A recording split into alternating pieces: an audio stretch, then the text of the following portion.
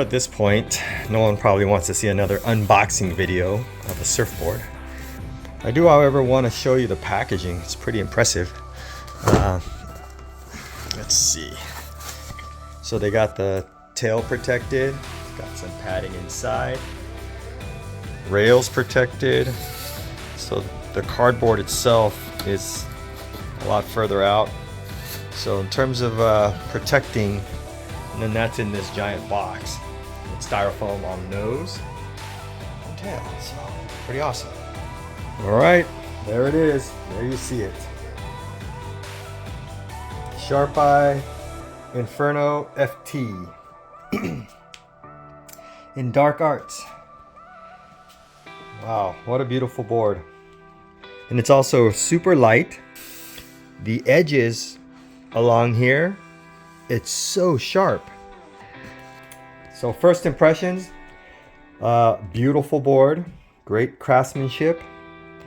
Love the look, love the feel, love the color, minus the fact that you look like a seal. I made a rhyme. All right, hey. Don't even think about getting on there. All right? Don't think about it. I know you. So we're going to structure this where we talk about how the board surfed in the conditions that I normally surf, which are kind of small, soft, crappy waves, more or less. A couple good days and a couple big days.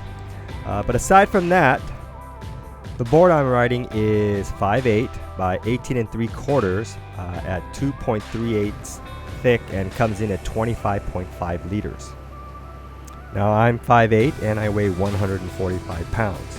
So on day one, and this is the very first wave, and as you can see it's really small, the board was actually pretty impressive because I know the board's made for performance, but I didn't think it was going to grovel as well as it did. So a lot of day one was small waves or soft waves. But one of the things that really surprised me about this board is the off the bottom projection. So when I do a bottom turn, how quick it is to get to the top. It's got this spring, and I don't know if it's the board design being a quad and swallowtail, or if it's the darkarts construction. So I'll just say that, you know, the combination of the two is probably bar none the best bottom projection surfboard I've ever surfed. Even in soft, mushy waves, it just flows. And right here I do a turn in. Before I get to the bottom, it just sprung back up and did that second turn.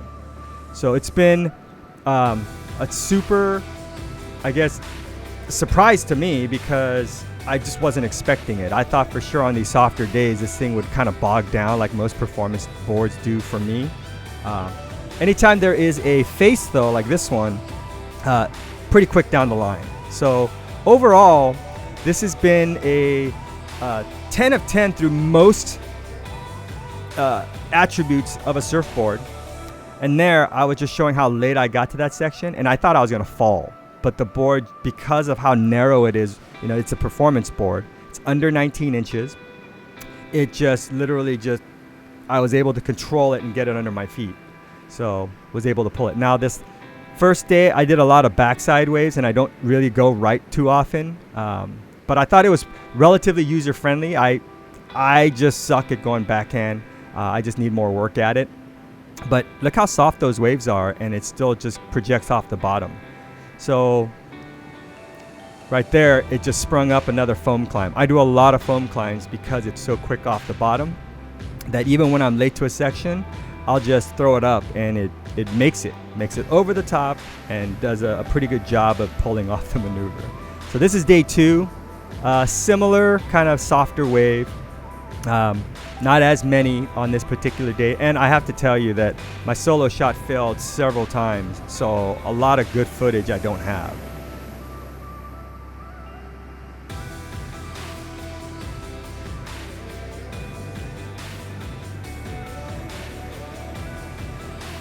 So here another foam climb. Look at that. I just shot right up over the white water. So now if you don't already know this, this is the board that Felipe Toledo rode in the finals at Lowers last year, so 2022, and won. And this is actually also the board that I've seen Jack Robinson ride in a lot of his footage where he's just blasting air. And both guys did it, I believe, in the carbon fiber construction from Darkarts. But yeah, bottom line is this is a high-end, high-performance surfboard.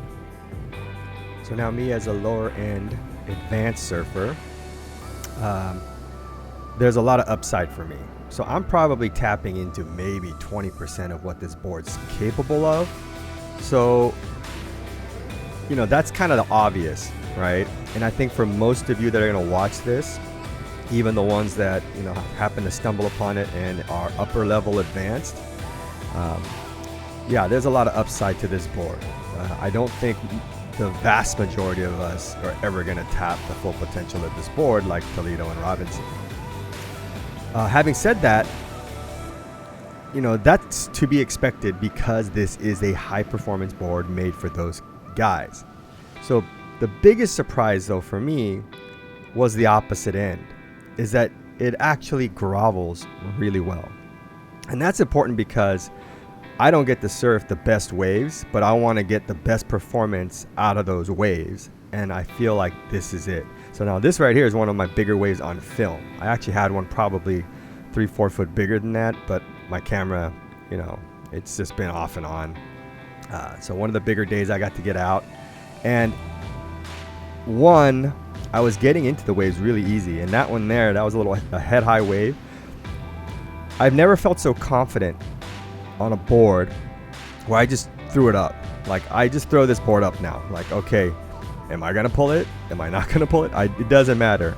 I do the bottom turn and I throw it over the lip and I see what happens. And the majority of the time, I happen to be coming down with it.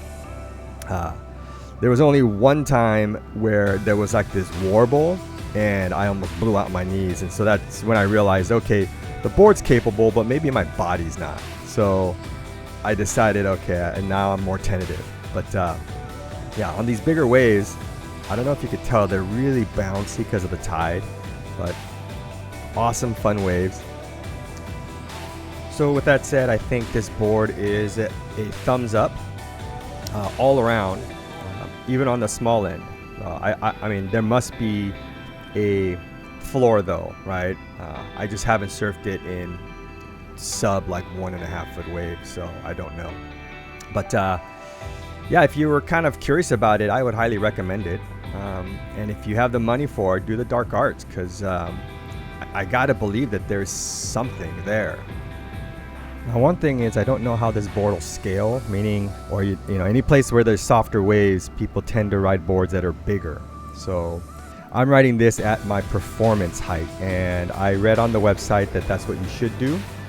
So ride the board at your performance board level.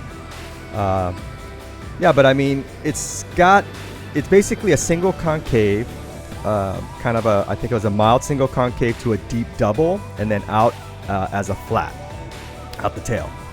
And it's got medium entry and medium exit rocker, which tells me it's not severe, so I think it'll scale fine, but I'm not 100% sure.